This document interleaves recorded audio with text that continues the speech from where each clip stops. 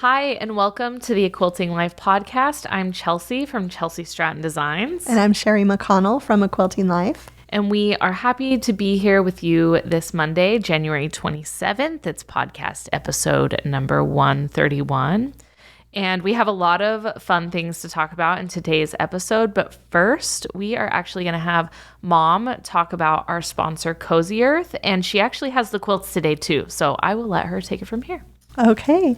Yes, as we mentioned last podcast, we're so excited to be partnering again with Cozy Earth. We feel like it's just a great fit because we are quilters and we put quilts on the bed, and what better to have on the bed under those quilts than fabulous sheets and blankets when needed. So super excited. Love Cozy Earth. They've got some fabulous new colors. If you haven't been over and checked them out recently, you should definitely go check out the new colors. And I actually just saw the cutest little joggers and sweatshirts. I saw that they also have some in children's sizes. So check that out. And remember to use the code A Quilting Life for your discount. We'll have all that information in the description below. And we love Cozy Earth. Okay. And for the quilts, now I was just telling Chelsi, I actually hadn't really been thinking about the quilts for this episode, but when I opened the closet, I knew that I wanted to have Coastal Summer on the wall. This is with our Strawberry Lemonade collection, and it's a fat eighth quilt. I love this quilt so much. It was quilted by Val Krieger. I'm actually working on a new medallion quilt right now, and that's what made me think to pull this one out. And on the table, also with Strawberry Lemonade, is Getaway. And the reason I pulled this one out is because my friend Nancy actually made a Christmas version of this. And I went looking for it this year when I was decorating with my Christmas quilts. And then I realized, oh, that's not my quilt. That was Nancy's quilt. So anyway, I need to make a Christmas version of this for myself. But it really is just such a great scrap quilt because you can, the alternating blocks with the strips, you can just go crazy with your scraps. You can also use a honey bun and a layer cake to make it all together if you don't want to use your scraps. But this one's called Getaway. And Val quilted this one too. Oh my goodness. Yeah. That's funny because... Yeah. That's funny. No, I love this one too. Do you have more, do we have a Moda Minute today to share for today's episode? Want to share also again for the Moda Minute, there are Moda cake mixes. We've talked about those before, but they are going to be a really a fun feature that Moda is going to be, promoting a little bit more in this new year. They're going to have them at QuiltCon, and I believe that's in February also. So we want to just remind you about the Moda cake mixes. I'm excited to look at those again because I did use a Moda cake mix with one of my quilt patterns, my family tree pattern, and it makes it so fast if you're doing a lot of half square triangles and you're using a layer cake. It's just a great way to speed up the process on those, and just love Moda cake mixes. QuiltCon is in February 20th through 23rd in Phoenix. In Phoenix, yes. I knew it was out west again. It kind of alternates between back east and out west. So. And what is QuiltCon actually? I think you mentioned it maybe once before, but is it similar to Quilt Market? It's for anybody. It's not a trade show. Oh, yeah. Okay. It's for quilters to go to, but there are booths by lots of different companies and individual proprietors. There is a quilt show that goes along with it, and it is judged.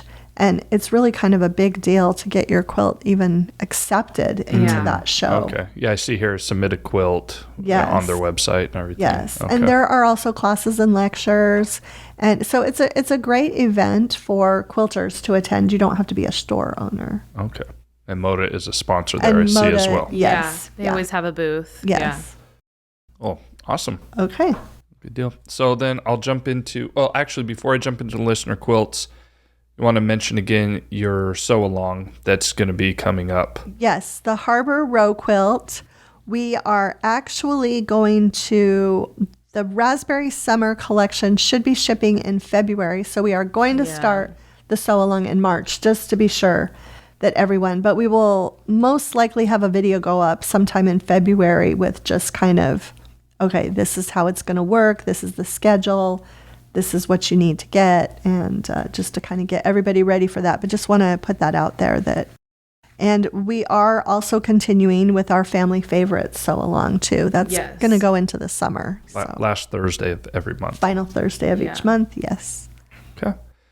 All right. Well, with that, I'll jump into our listener quilts. And today we have a happy-go-lucky quilt pattern here. This is from Lisa. She said, "Good morning. I just wanted to share a recent quilt top I finished with you. You actually commented on my Instagram post, which made my day." So I don't know if you remember saying something about it, Mom. But this email was sent back in December. Okay. I was really kicking myself for missing out on the simply delightful fabric. Every time I watched one of Kimberly's videos on YouTube and saw hers in the background, it made me want one of my own that much more. And then in August, Fat Quarter Shop had the Simply Delightful layer cakes half off, so I ended up ordering 5 because I wasn't sure how many I needed since it was a fat quarter pattern, knowing I would have a little extra if I needed it. I definitely ended up with extra, she said, definitely all caps. I ended up using about 3 of them and pulled the low volume prints from the 4th layer cake to keep some of the background scrappy. I also ordered a little bit of the white on white print from Strawberry Lemonade to fill out the rest of the background that I needed and for the setting triangles.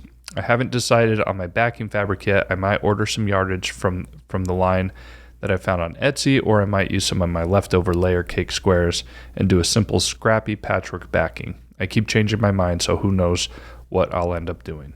And then, she said she attached the picture. I ended up going with the yellow print from the line because I want it to be a little brighter, though I love the navy you used in the pattern for the order. Yeah. Mm-hmm. Yeah, and I love that she was able to find those layer cakes still from Simply Delightful after a couple years, right? So that would have been 2023 or 2022. That's a long time ago to find a pre-cut of it, really? too. Yeah. So that's pretty... You just never know if you're going to find pre-cuts of them. Yeah, so that's awesome. And good to know that it only took 4 layer cakes. Yeah. with some extra yardage. And so, again, that's from Lisa. Thank you for sharing that with us. And then the next one today is Summer Slice, which, Can I come look at it right now? Yes, actually. Because I didn't get to see it. Yep. Now, I will say, as she's coming over here, she did mention in the last episode that her watermelon slice was your favorite. And there's one more here. So that's with it all the way. The watermelon slice was your favorite block of the year working on, right? From this quilt pattern, right, Chelsi? Yes. So this is from Janine. I would like to share a photo of the Summer Slice quilt I recently completed. When I first saw the quilt featured in a video by Chelsi, I promptly purchased the fabric and pattern. When I realized there would be no quilt-along tutorial because of how quickly Strawberry Lemonade sold out, I chose to get busy on my own to complete the quilt. I have a long arm business specializing in t-shirt and memory quilts, so I rarely have time to sew for fun. I followed Sherri's advice and set aside Sunday afternoons to sew for me. I really enjoyed the pattern and appreciate all you do. Love the podcast and would advise Billy and Isabel to plunge in and get the long arm. It's a huge investment, but oh so fun. I've been self-guided for years, but recently added, here's an acronym I don't know, QCT, automated program. Oh, it's probably just the name of the automated program. And really enjoyed it. Thanks so much. And that is from Janine. You did an amazing job on that quilt. It turned out so pretty. I'm so glad that you enjoyed making it too. I'm always like, Summer Slice is one I was hoping I would see some more quilt. I was excited about it. So great job. Yeah. Okay. And with that, we will jump into the main topic of today's episode. And it's almost the end of January already, but we still wanted to share some goals and kick off the year with, some goals that you guys, I think it's good for you to talk about them on the podcast. We can always recap them middle of the year and then wrap up the year by seeing okay, what do we finish this year? Okay, so we are going to start with sharing our quilting goals. I'll share mine first, and then Chelsi can share hers, and then we'll move on to the other categories of business and personal and just kind of take turns. And I don't know, Billy, do you have business and personal that you're going to share? Just like a couple. Okay. Yeah. Okay. So first I want to say, I don't always do this, but this year I did pick a word for the year, and my word is simplicity. So whenever I look at things this year, I am trying to look at how I can incorporate simplicity into that goal or task or project or whatever. Okay, so quilting, and I love that Billy made this outline for us, and he just gave us 3 spots for each. And I think that's great. I think 3 is a magic number, and when you go beyond that, sometimes it gets too much. Too much, yes. And I also believe in evaluating on a regular basis, and if after the first quarter I want to change some of these, I will do that and not feel bad. So yeah. Give yourself permission, Mom. Yes. Okay, so quarterly scrap quilt is goal number 1. So 4 different scrap quilts, 1 per quarter. And second goal is to finish 3 works in progress other than those said scrap quilts. But a caveat on this is that I do have some works in progress that are pretty far along. So that's going to be kind of simple. There's the Village Quilt. I'd say they'd count. Yeah. For Yeah. sure. The Village Quilt is so far along that I literally just need to put the blocks together. Yeah. So that's one of them. So that's going to be easy. And then I also want to make, and I did mention this last podcast, a king size Christmas quilt with the Christmas words. So with our fabrics. Yeah. So that's those are my 3 quilting goals. So my first one, if you watch the last podcast episode, you will laugh. We are making the Santa quilt this year. I can help you now too. Please help me. I have tips. So we're making the Santa quilt this year, and it's gonna happen. Yeah. Mom is a pro now. Yes. So, and yours will go faster because you have the kit. Aren't there log cabins? Aren't there jelly roll strips in there? there probably is. Because if there are strips already cut in your kit, yours is going to go faster. Yeah, I'll have to look. Okay. The other one that's huge for me is I set up a 3-to-1 ratio for one of my goals, which is 3 quilts that are meant for a business or whatever. I get to make 1 quilt for myself. And if that is like a quilt for my kids or a quilt for my bed or whatever, I don't know. I just did a 3-to-1 ratio because I didn't sew anything just randomly like, oh, I want to make this last year. So it's mainly only 2 goals because I don't want to do too many. The last one I had was I thought about maybe doing like it's basically the 3-to-1. I want to make a new king size quilt for my bed that I made. I want to do something, but I don't know what yet. Mm-hmm. So I'm hoping that falls within the 3-to-1 ratio. So the king size quilt that I have on my bed was the red, white, and blue patchwork. Yes. Brick, whatever, something. I don't even know what it's called. Rail fence. Yes, thank you. And when we got the bed, I'm like, Mom, I have to have a quilt. And she's like, just take this one. So I never even made it. And it's red, white, and blue all year long. So and you've had it for a long time now. A really long time. And it's holding up, man. Yeah. But yeah, so those are my 3 for quilting. Oh, I like that. Okay, so our next category is business. I was excited about this one. So you go first for business. Okay, number 1, because it's tried and true. And guess what? I found an extra pad. Oh, good. That I think you gave me. So top 3, 100% has worked for me. And I'm still keeping it as an active goal for this year. Okay. And I did find more. And actually what I did, my husband was kind of like, I bought 2 planners, and one is going to be just my family, and one is they were getting like 2 mixed, and I have one just for business. I did that too. What? Yes, because the same reason. Yes. Yes, I just couldn't keep it all in one planner anymore. It doesn't work. It's not working. Yeah, and I was getting confused because my oldest is now involved in more school things and service projects and sports, and it was not working. So I did. I got 2, and then awesome. I actually got myself a rip-off weekly desk one. I did too. What? Yeah. Because then those things can merge a little bit. Right. And just the important things. Right. And it also eliminates writing things down over and over if it goes past the Oh my week. goodness. I know. Yeah. It just was a waste of, it's like you're repeating like all these things. And I can add like my top three, like if I need to, if one is like wasn't done. Yeah. Oh, I love that. Whoa. Super cool. Okay. And so that goes into my next two. My next one was, so there's the top three, the planners, and then that was going to help me with my time management this year. And although top three was very successful for me last year, my time management was not. And so I was getting those little daily things done, but sometimes I wasn't really setting realistic goals for some other things. So Mom got me this really cool essentialism journal book. Planner. Yes. And I'm very excited about it. And that's going to go along with this. Eliminate things I'm excited about it. Oh, good. So those are really my business ones to keep me organized for the year. Okay, awesome. Okay, so mine, one thing is a daily thing that I'm not really good at doing. And I learned about this on the Cal Newport podcast. He calls it a shutdown. And I just really need to be good about a daily shutdown when I'm done with business or work for the day.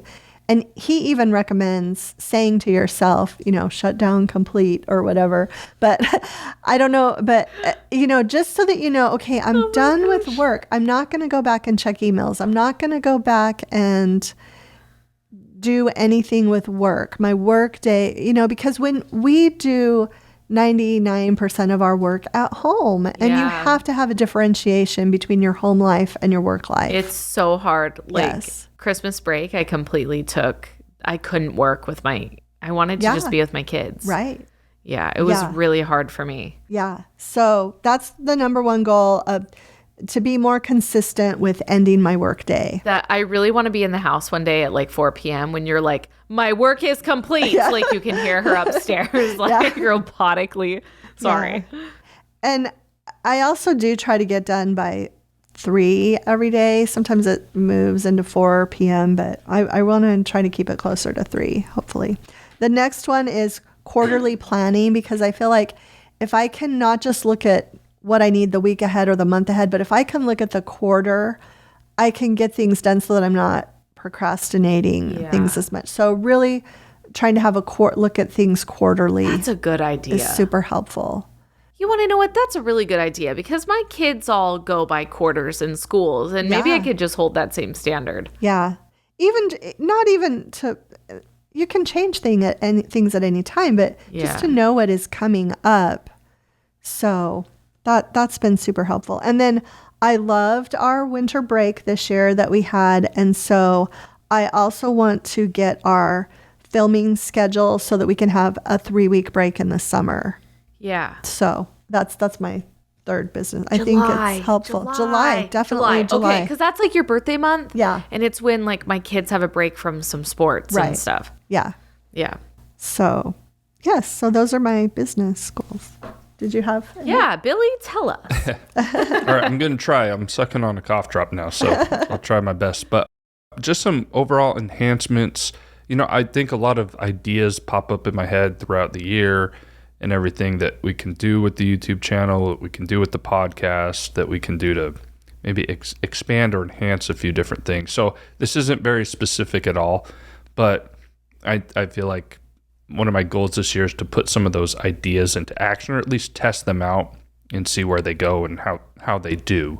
So that's I have some more specific things in mind that I'm not going to share right now, but I really want to actually go through with them this year rather than just be like, oh, that's an idea we could explore, whatever. You know what I mean? Yeah, I like that. So that's overall for business. I mean, for my side of it anyway, is that, and also, I mean, we did a live stream with Caterpillar, and that was sort of neat because, I mean, on our end, I mean, we hosted it. It was from our audience. It's on the YouTube channel still.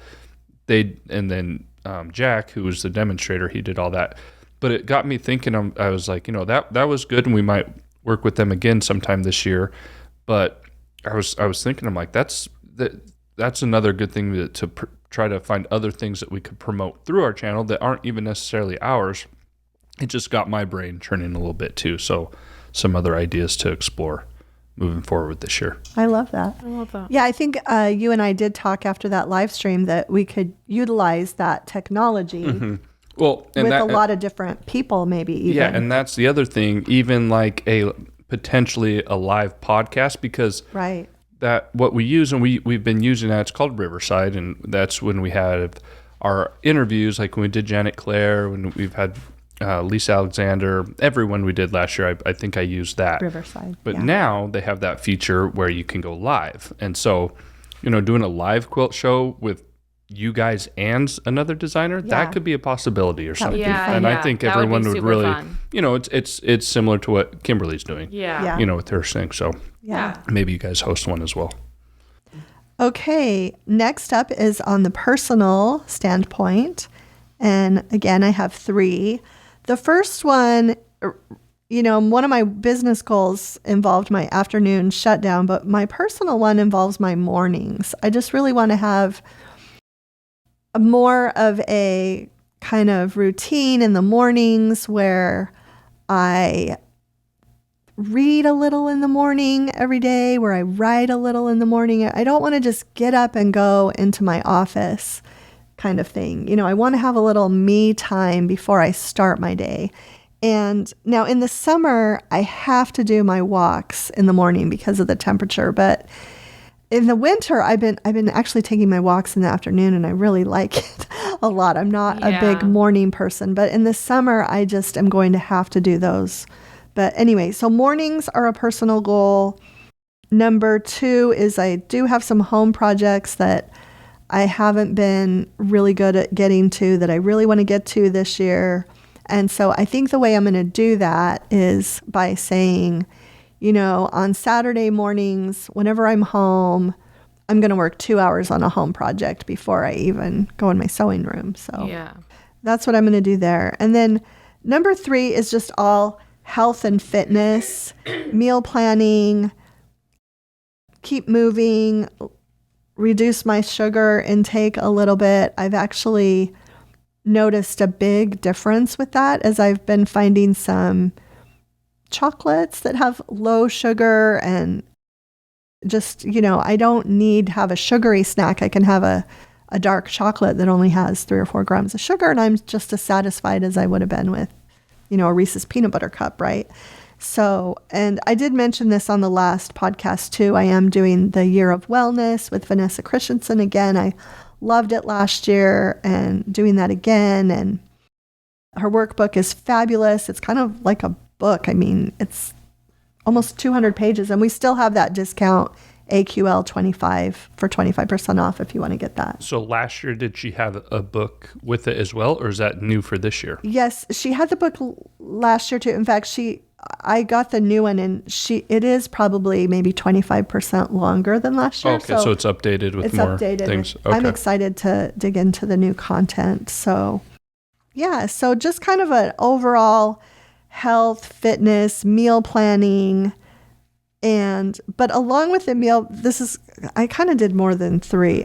I mean, if you look at it that way, but health, fitness. But I also did a really fun goal that there wasn't really a place to put on this page, but I want to try 6 new restaurants this year. Oh my goodness. Oh, restaurants. So okay. That's a good one. Not recipes, restaurants. Restaurants. I like that. Yeah. And Billy helped with that because he gave us a gift card to a restaurant I haven't been to. Mm-hmm. So that's one of them. Which is funny because Marion, their long arm quilter, has also recommended it to both my mom and sister. Yes. And I had been there before as well. But it's a good place. And so that's going to be one of my 6 right there. I love it. One of my 6. And they have to be local too, because we try fun new restaurants all the time when we're out of town. But I want to try 6 restaurants. They're probably mostly going to be in Las Vegas because I have some other recommendations for you too. Oh, good. Okay. The issue with, because obviously if any of you have visited Las Vegas, there's world-class restaurants all over the place. The problem is with my mom, in particular with my dad, if he comes anywhere close to a casino floor, it automatically gives him a migraine. Yeah, like any type of smoke. And casinos in Las Vegas aren't as smoky as they once were, but they're still like he's very sensitive Like to triggered it. by it. So but there's some really good restaurants, but it requires walking even briefly sometimes through a casino floor. That's hard. So we really but need there to. are a few that are actually have outdoor entrances that I found that are really good restaurants. Oh, I got to get a list from you today. Okay. So anyway. Awesome. Yeah, because we just don't eat anywhere where we have to walk through the casino to eat, because then he's going to get a migraine and it's going to ruin the meal anyway. So. He needs to go to Biggio's and get the barbecue mac and cheese. Yes. I can't wait to go back. Well, for the simple people out there, I made mine very simple, and I came up with this. I did not copy this from any. I'm sure someone has done this exact thing, but I'm doing a 3-2-1 concept, and that means 30 minutes of movement today, 20 minutes of sun, and 10 minutes of writing or reading. Ooh, I love that. You got some good ratios going today. I have ratios, and the reason why is I gave myself so much flack last year for you have to do a workout. Well, I spend a lot of time helping my daughter's basketball team, so a lot of days I'm playing basketball. So you're counting. That's your workout. Yeah. Or sometimes my husband is really wants to go for a walk at night. So I'm 30 minutes of movement. It doesn't have to be Mason walks at night? He walks every night. So that's a side of him I did not know. You don't know him. Wow, that's so cool. Billy is laughing. Kudos to Mason. Can he tell Dad to walk with me? Yeah. He is a huge walker and loves to walk. And he's a GP. He does mapping for his job. So he's does GPS a lot. So he has his own little maps for walking and stuff. But anyways, that's a different story. Love that. So you got to get the movement in for 30. 3-2-1. Yeah, yes. 3-2-1. So the movement for 30 minutes. I have done, I'm not a doctor, but the effects of having daily sunshine, real sun, is huge for your health. Yeah. And so I will go sit in the backyard or if I take a walk or if we do during the day, whatever. But it has to be 20 minutes in the sun. Vitamin D. Vitamin D. Thank you. I love that. And I do most all of my walking outdoors in the sun. So yeah, it's super good for you. I love that. But you know what I've been doing lately? And this is because of those goofy Apple Watch goals, where they tell you to do this and get this award. But if I haven't gotten my walk in, I will at least set my watch like I'm on an outdoor walk, and I will just walk in my house for 5 minutes. And it gives me this credit towards this goal of having a 5-minute walk every day. Your watch is one day it's going to be I'm not fooled. But you know what? Every little bit helps. Even a 5-minute walk is in your house is better than being sedentary. You're not supposed to be sedentary. You're supposed to be moving for your health, longevity wise. Yes.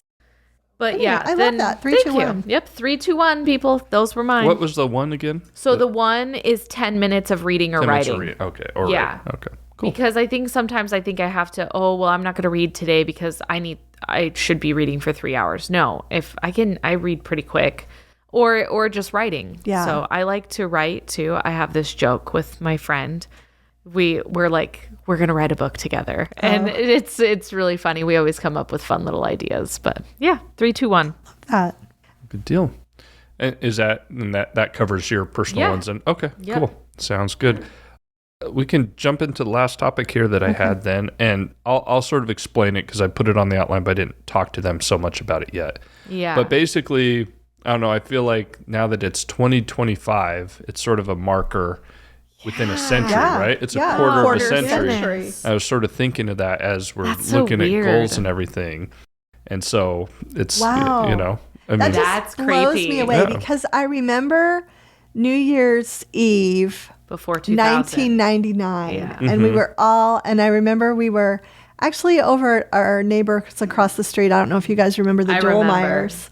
Oh, that's where you were? Yeah, we were there, and Mel Duelmeyer was saying, hey, to all the neighbors that were there, you guys, my pool, you can use any of the water that you need to if everything goes bad tonight, and Y2K. Y2K, my pool is for the neighborhood, and that's crazy that was 25 years or a quarter of a century ago.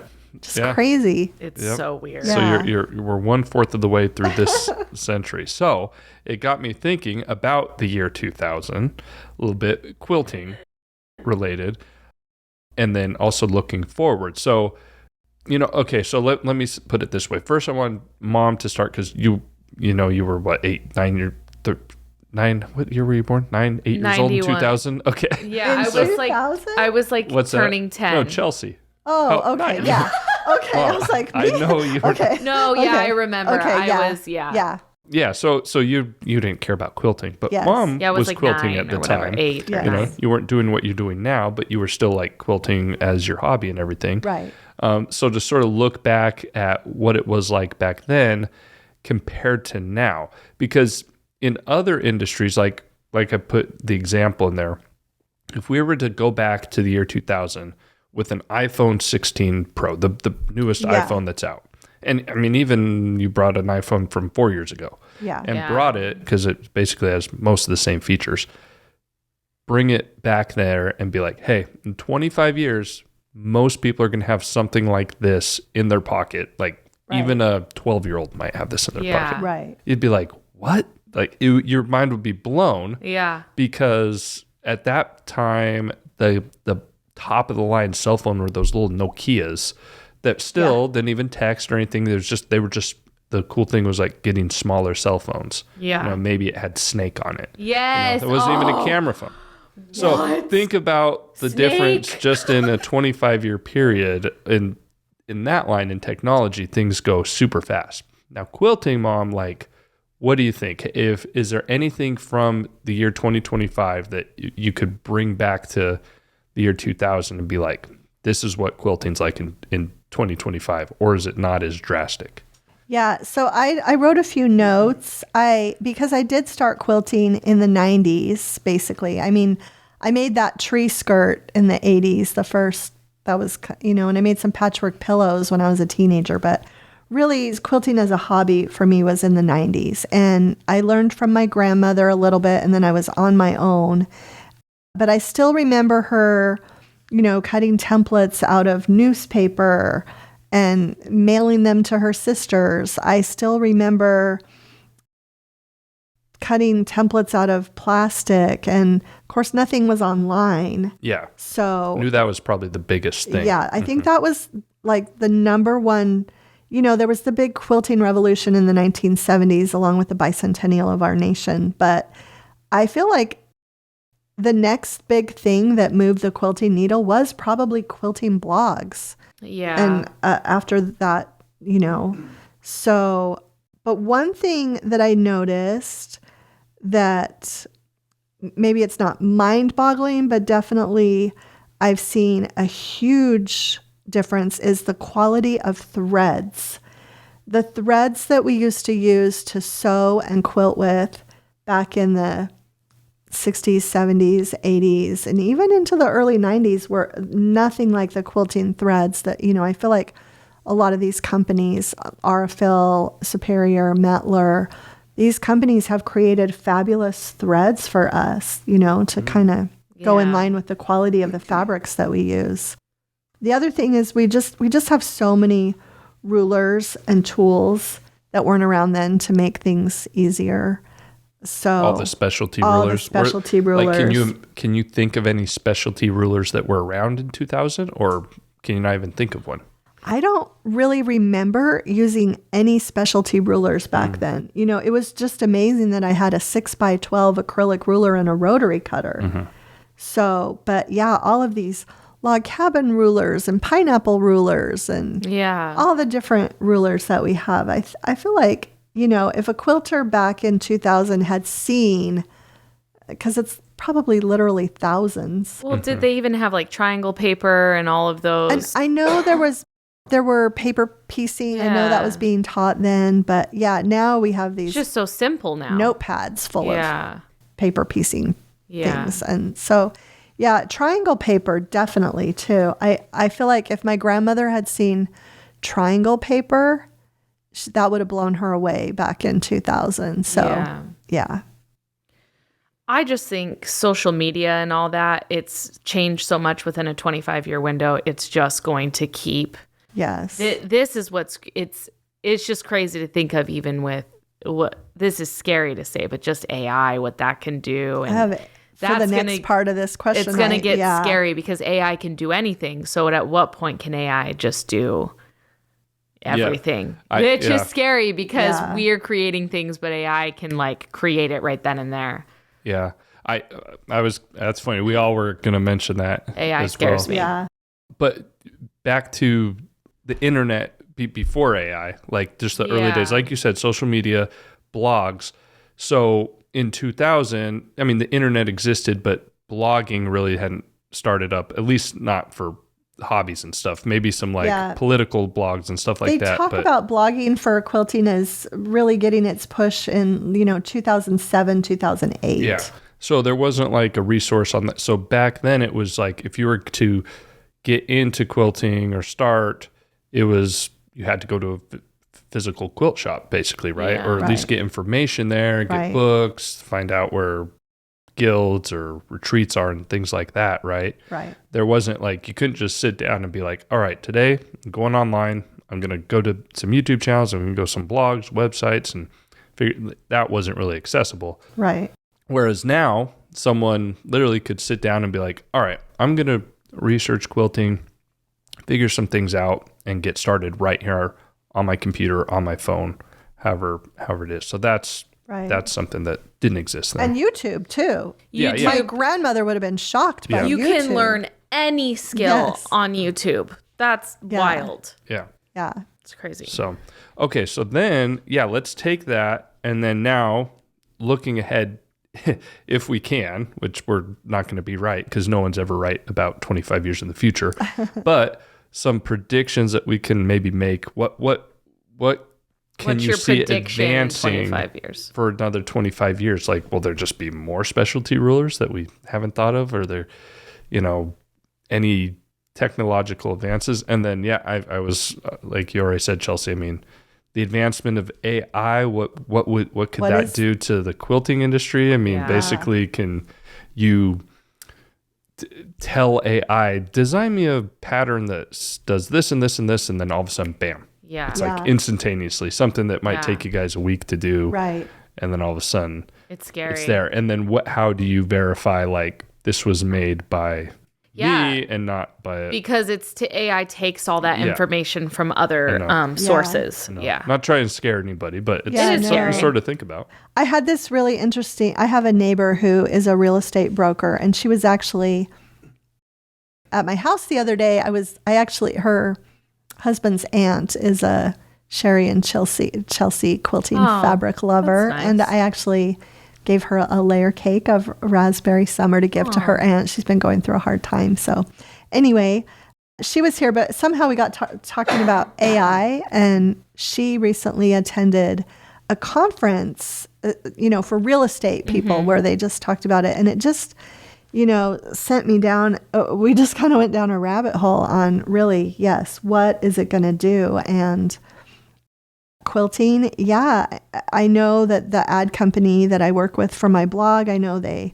are involved in trying to get legislation passed right now, even so that AI isn't stealing all of our content online, and because it can crawl our sites and take all of our language. And so it will be fascinating to see. Some of the other things I wrote down, though, as to what it might look like in 2050 was, I thought maybe there might be some more sustainable production of, maybe we won't be using plastic quilting tools. Maybe they'll be made out of bamboo or some other product that's more earth friendly, maybe, because we do use a lot of plastics. And so maybe something like that would happen, I thought maybe. And then I also thought, I wonder what a modern quilt will look like in 2050. Oh, yeah. Yeah, the interpretation of that. Yes, the interpretation of what does modern mean. And, will they be going back to stuff that we consider modern now and calling that classic?